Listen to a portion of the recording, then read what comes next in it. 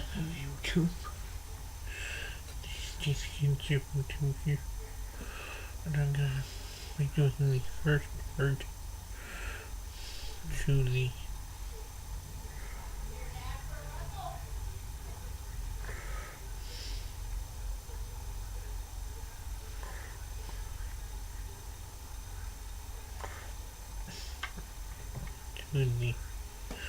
Goosebumps audiobook cassette of Deep Trouble.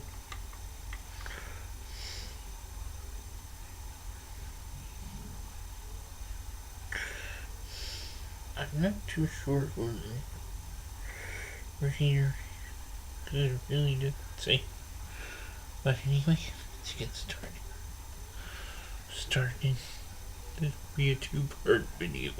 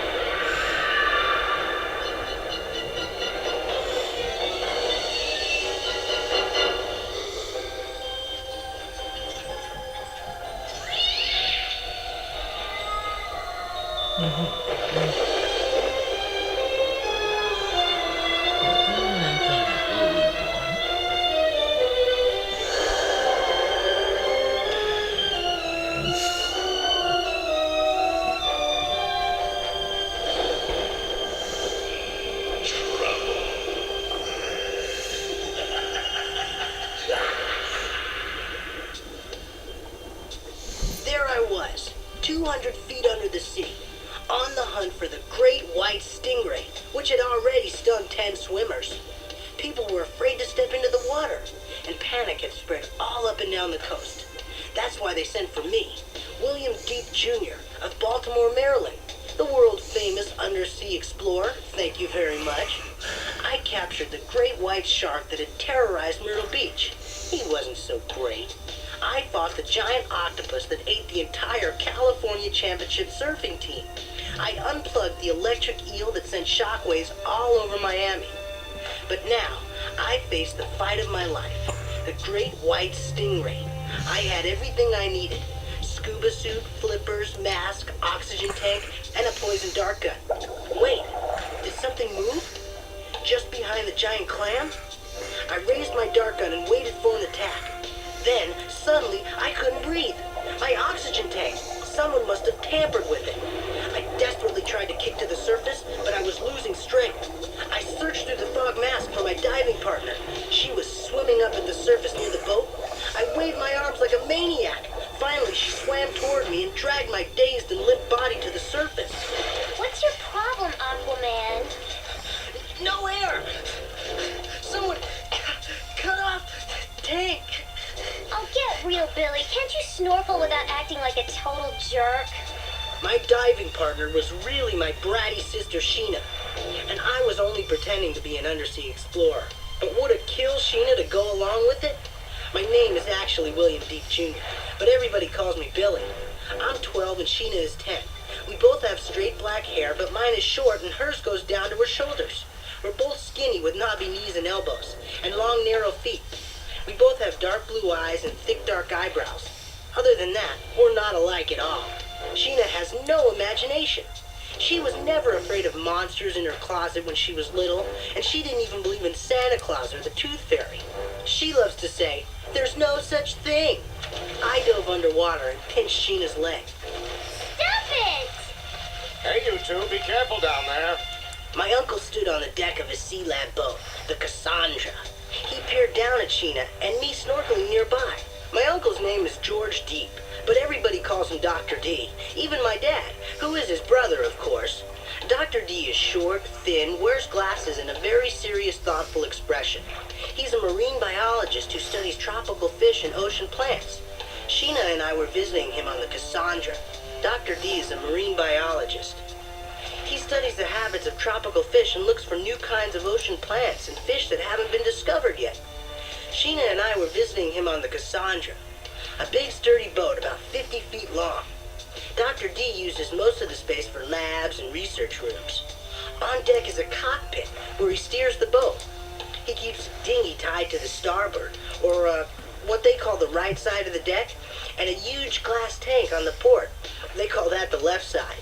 Sometimes Dr. D catches very big fish and keeps them temporarily in the glass tank. Usually just long enough to tag the fish for, like, research or some sort of study. Or care for them if they are, like, sick or injured.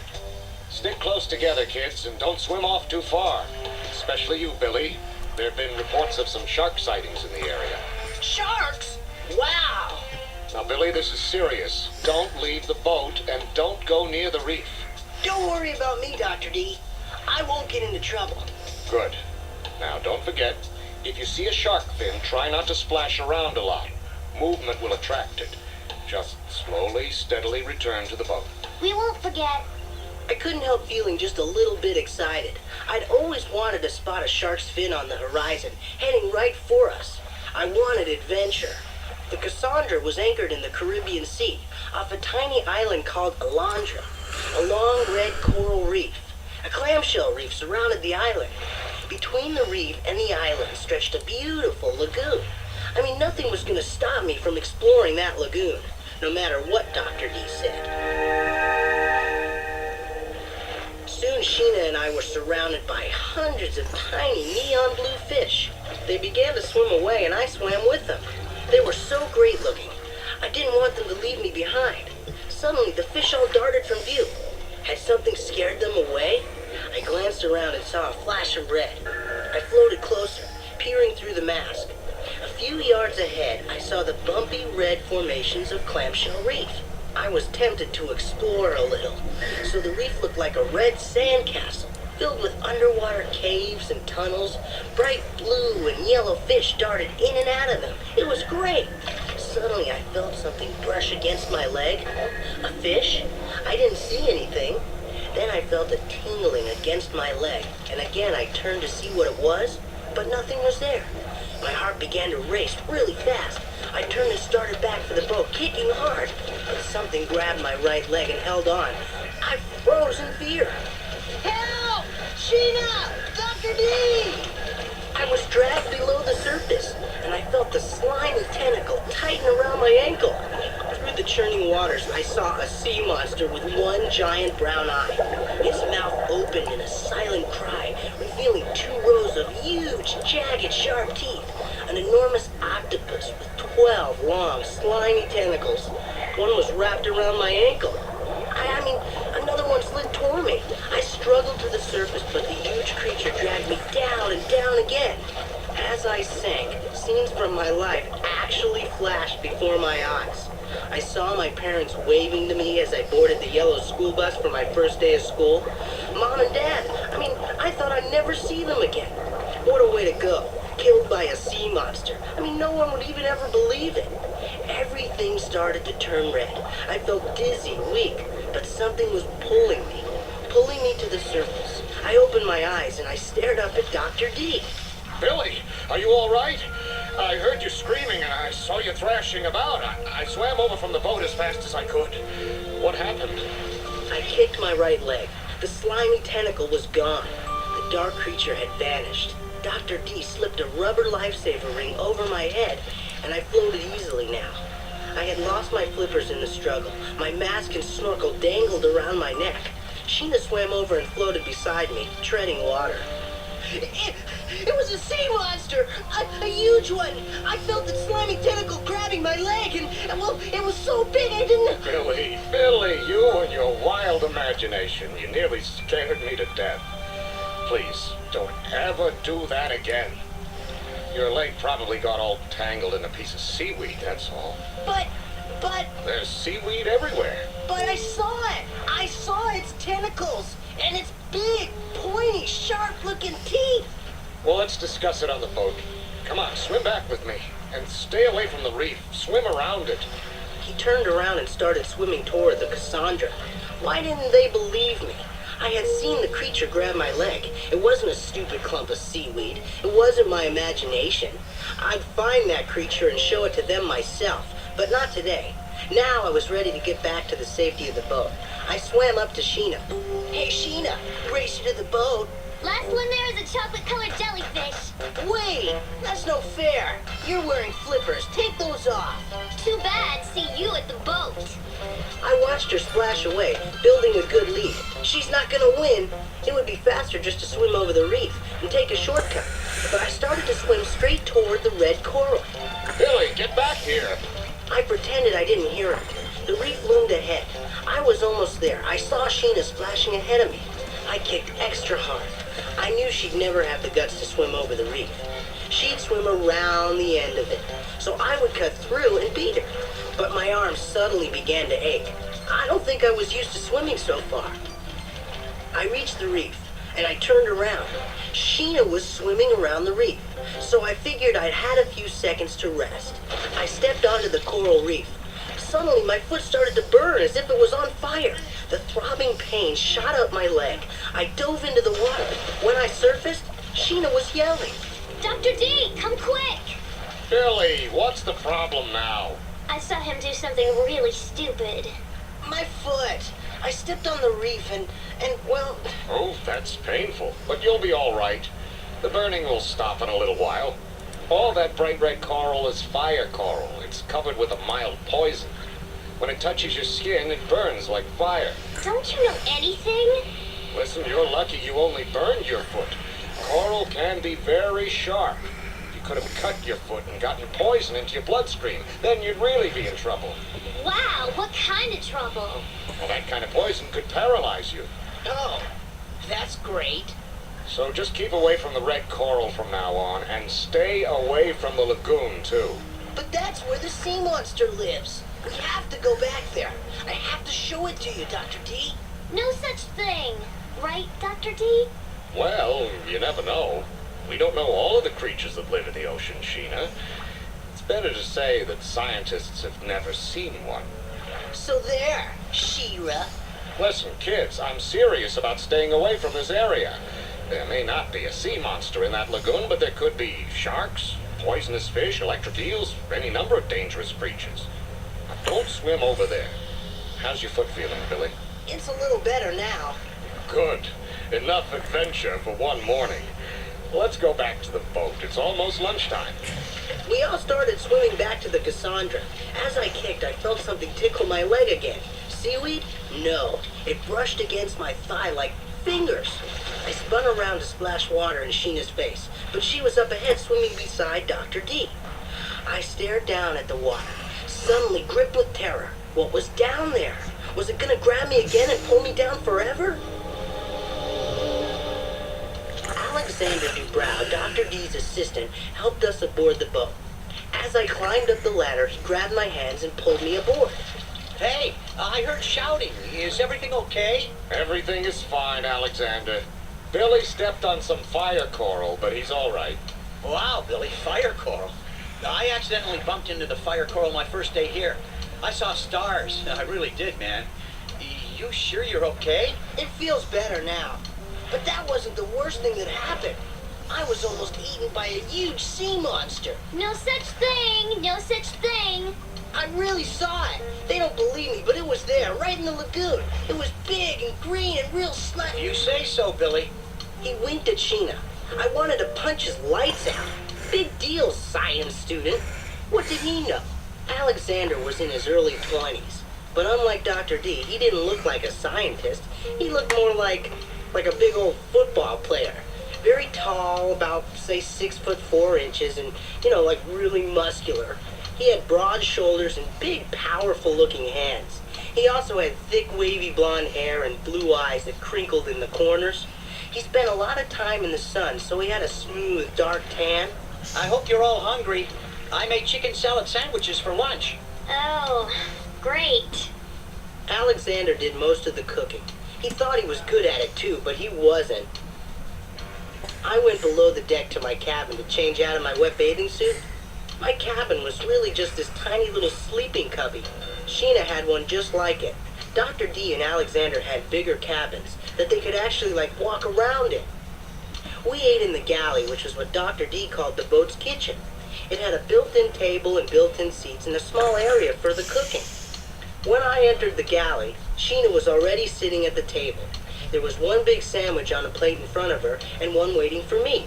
Neither of us was too eager to try Alexander's chicken salad. The night before, we had Brussels sprouts and a casserole.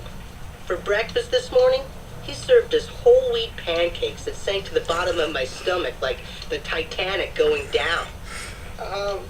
You first. You try it. You're older. There was nothing to do but taste it.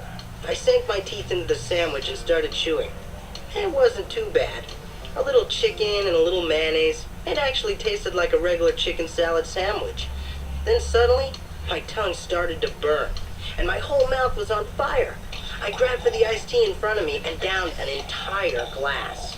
Fire coral! You put fire coral in the chicken salad! Just a little chili pepper for taste. You like it? I think I'd rather have cereal for lunch, if you don't mind. You can't have cereal for every meal. No wonder you're so skinny, Sheena. You never eat anything but cereal. Where's your spirit of adventure? I think I'll have cereal too, just for a change of pace. Hey, what's for lunch? Chicken salad sandwiches. I made them spicy. Yeah, very spicy. Oh, really? You know, I'm not very hungry. I think I'll just have cereal for lunch. Maybe Billy and I could make dinner tonight. It's not fair for Alexander to cook all the time. That's a nice idea, Sheena. What do you two know how to make? I know how to make brownies from a mix. And I know how to make fudge. Maybe I'll cook tonight. How does grilled fish sound? Great! After lunch, Dr. D went into his office to go over some notes while Alexander showed Sheena and me around the main lab. It had 3 big glass tanks along the wall filled with weird, amazing fish. The smallest tank held 2 bright yellow seahorses and an underwater trumpet. The underwater trumpet was a long red and white fish shaped like a big tube. The biggest tank held a long black and yellow snake-like thing with a mouth full of teeth. Ew, that one is really gross. That's a black ribbon eel. He bites, but he's not deadly. We call him Biff. I turned away from the fish tanks and stood by the control panel, staring at all the knobs and dials. Most of the dials were all lit up, with little red indicators moving across their faces. I noticed one dial that was dark, its red indicator still. What's this for? It looks like you forgot to turn it on. Oh, that controls the Nansen bottle. It's broken. What's a Nansen bottle? It collects samples of seawater from way down deep. Why don't you fix it? We can't afford to. Why not? Doesn't the university give you money? They gave us money for our research, but it's almost gone. We're waiting to see if they'll give us more. In the meantime, we don't have the money to fix things. What if the Cassandra breaks down or something? Then I guess we'll have to put her in dry dock for a while, or else find a new way to get more money. Bummer, that would mean no more summer visits. I hated to think of the Cassandra just sitting on a dock. Even worse was the thought of Dr. D being stuck on land with no fish to study. Our uncle was miserable whenever he had to go ashore. He didn't feel comfortable unless he was on a boat. I know because one Christmas he came to our house to visit. I mean, usually Dr. D is like really fun to be with. But that Christmas, Dr. D spent the whole time pacing through the house. He barked orders at us like some kind of mean old sea captain. Billy, sit up straight. Sheena, swab the decks. I mean, he just wasn't himself at all. Finally, on Christmas Eve, my dad couldn't take it anymore. He told Dr. D to shape up or ship out. So Dr. D ended up spending a good part of Christmas Day in the bathtub playing with my old toy boats. I never wanted to see Dr. D stranded on land again. Don't worry, kids. Dr. D has always found a way to get by. Who wants to feed Biff today? Not me. Yuck. I thought I heard a motor outside, so I stepped to a porthole and peered out. So far, we had seen very few other boats. Not many people passed by Alondra.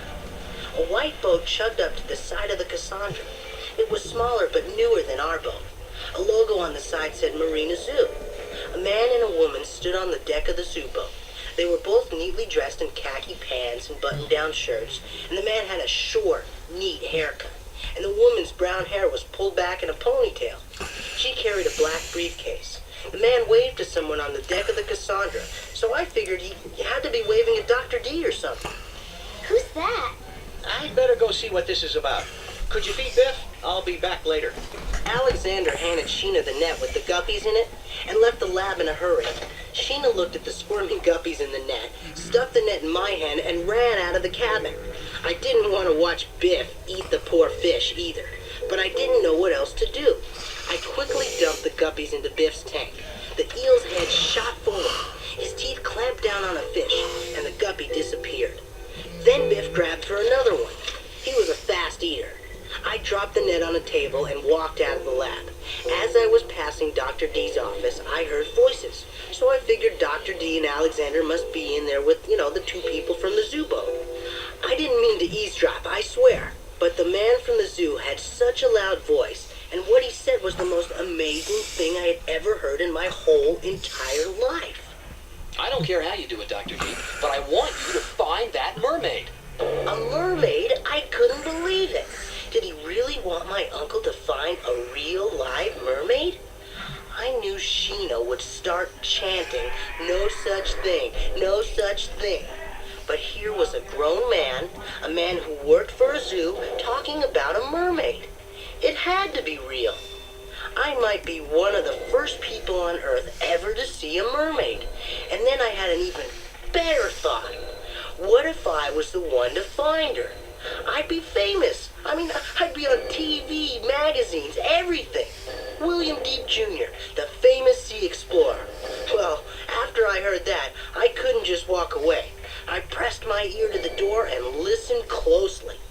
Mr. Showalter, Ms. Wickman, please understand, I'm a scientist, not a circus trainer. My work is serious. I can't waste my time looking for fairy tale creatures. We're quite serious, Dr. Deep. There is a mermaid in these waters, and we believe if anyone can find her, you can. Well, what makes you think there's really a mermaid out there? Look, a fisherman from a nearby island spotted her. He said he got pretty close to her, and he's sure she's real. He saw her near a reef, just off Alondra. Some of these fishermen are very superstitious, Mr. Showalter. For years there have been stories, but no real reason to believe them. We didn't believe the man ourselves. Well, not at first. But we asked some other fishermen in the area, and they claimed to have seen the mermaid too. And I think they're telling the truth. All of their descriptions of her match, down to the smallest detail. And how exactly did they describe her? Well, they said she looked like a young girl, except for the fishtail. She's small, delicate, with long blonde hair. They described her tail as shiny and bright green. I know it sounds incredible, Dr. Deep, but when we spoke to the fishermen, we were convinced that they really saw a mermaid. And why exactly do you want to capture this mermaid? Obviously, a real, live mermaid would be a spectacular attraction at a zoo like ours. People from all over the world would flock to see her. The Marina Zoo would make millions of dollars. Look, we're prepared to pay you very well for your trouble, Dr. Deep. Now, I understand you're running out of money. What if the university refuses to give you more? Have you thought about that? It would be terrible if you had to stop your important work just because of that. The Marina Zoo can promise you $1 million if you can find the mermaid. I'm sure your lab could run for a long time on that much money, Dr. Deep. That's quite a lot of money, Ms. Wickman. But even if mermaids existed, I wouldn't feel right about capturing one for a zoo to put on display. I promise you we will take excellent care of her. I give you my word on this. Our dolphins and whales at Marina Zoo are very well cared for. The mermaid, of course, would get extra special treatment. And remember, if you don't find her, someone else will. There's no guarantee that they will treat the mermaid as well as we intend to. I suppose you're right. It would certainly be a big boost for my research if I found her. Then you'll do it. Yes, if there really is a mermaid, I'll find her.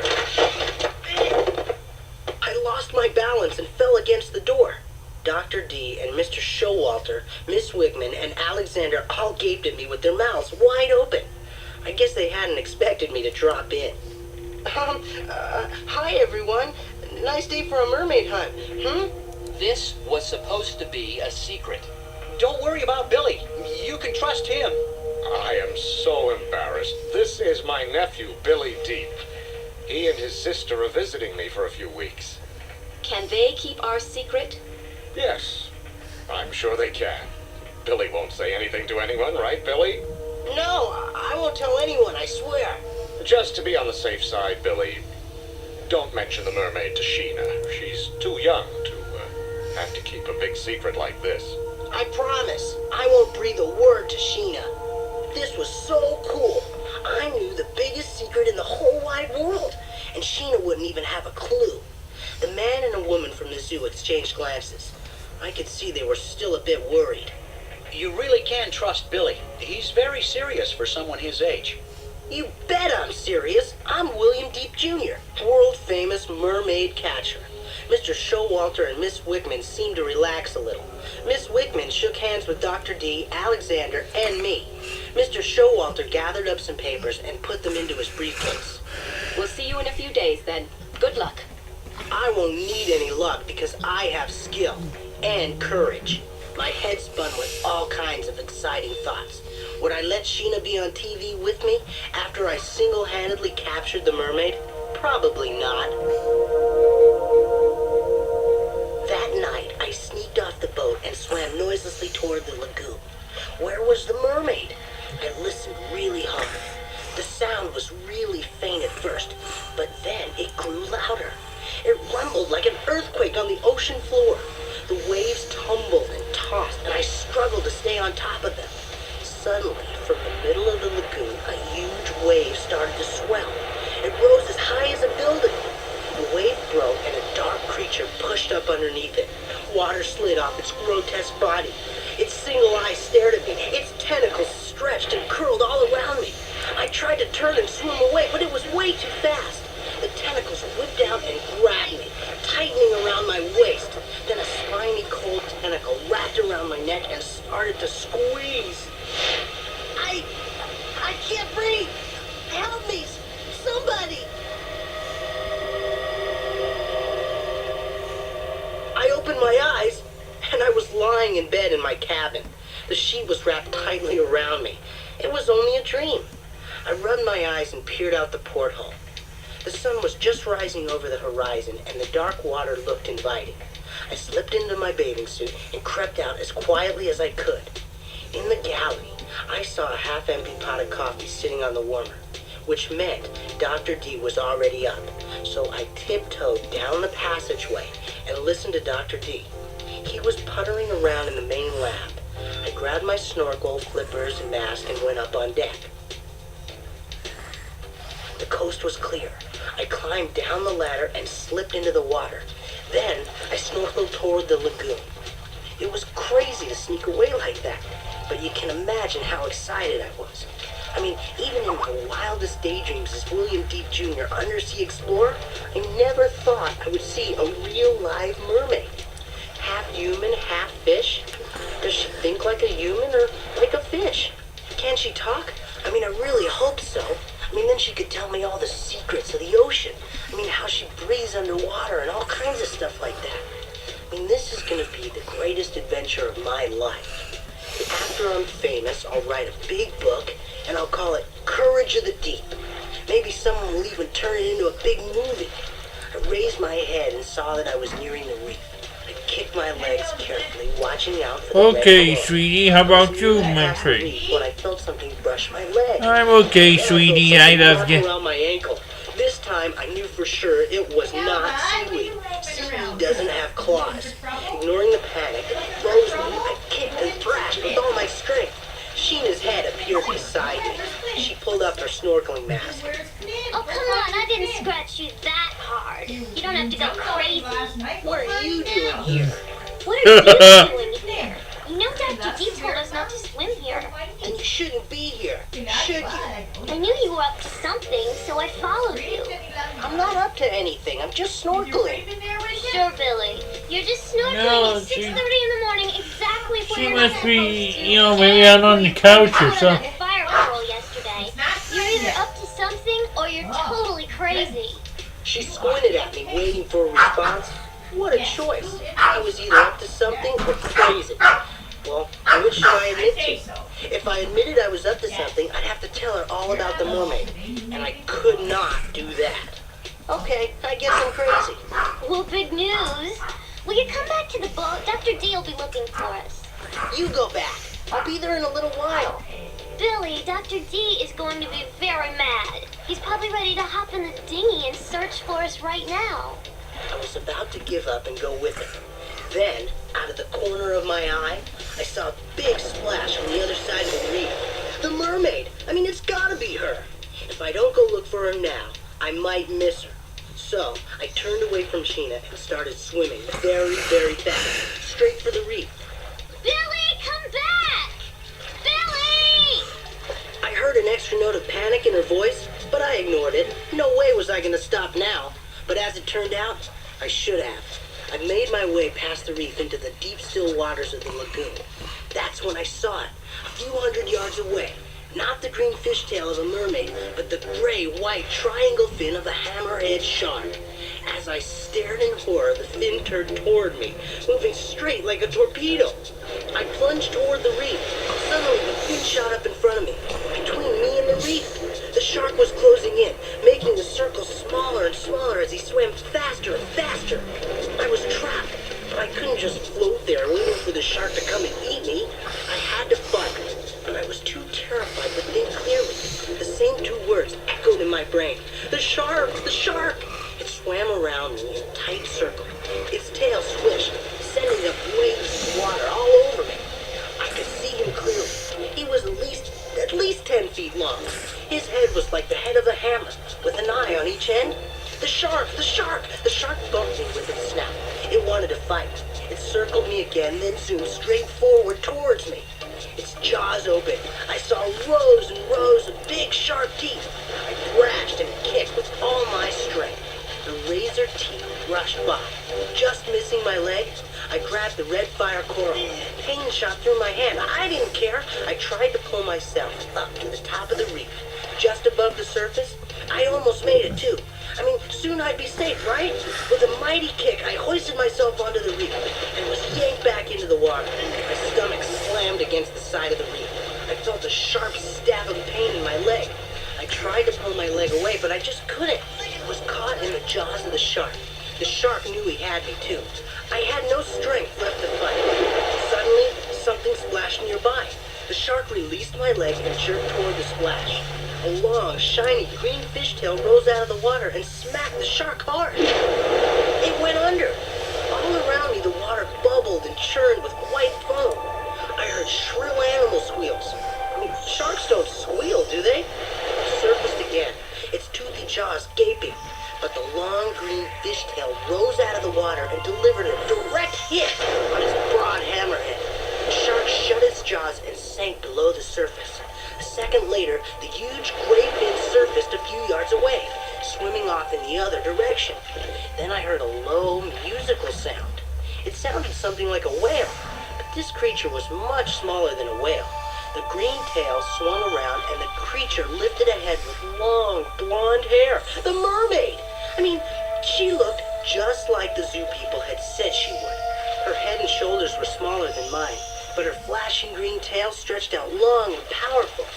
Her wide sea green eyes sparkled. Her skin gave off a pale pink glow. She was so real and so beautiful. You saved my life. You saved my life. Thank you. What can I do in return? I'll do anything. She was trying to talk to me, too. I wish I could understand her.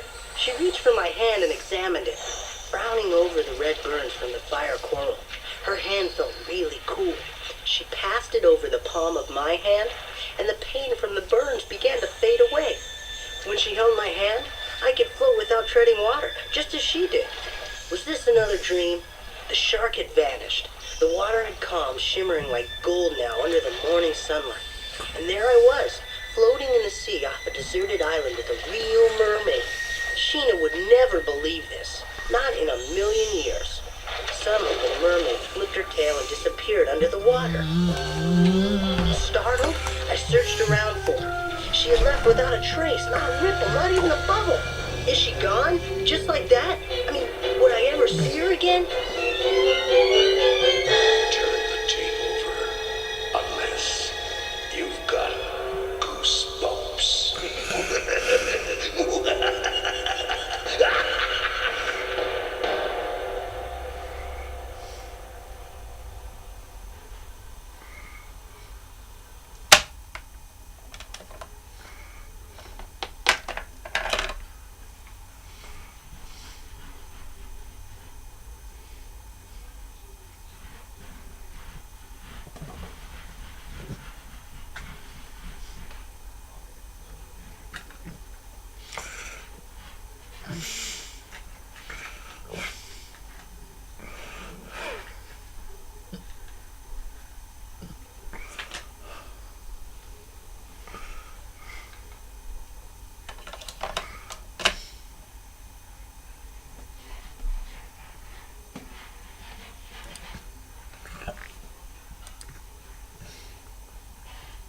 Okay.